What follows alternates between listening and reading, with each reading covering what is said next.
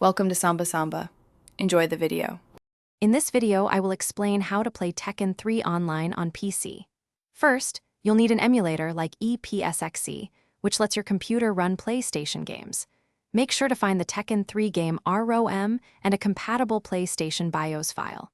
These are fundamental for getting the game to even start.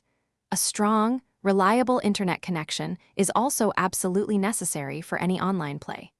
Without these initial components, playing online simply isn't possible. Let's get started with the setup. Once you have your emulator and files, it's time for configuration. Open your emulator and adjust the video, audio, and input settings to your preference. This ensures the game looks and sounds great and that your controls feel responsive. After configuring, load the Tekken 3 ROM file directly through the emulator's menu. Double-check that your game controller is correctly recognized and all buttons are mapped as you like for the best fighting experience. Now for the online part. Most emulators include a netplay feature, which is how you'll connect with friends.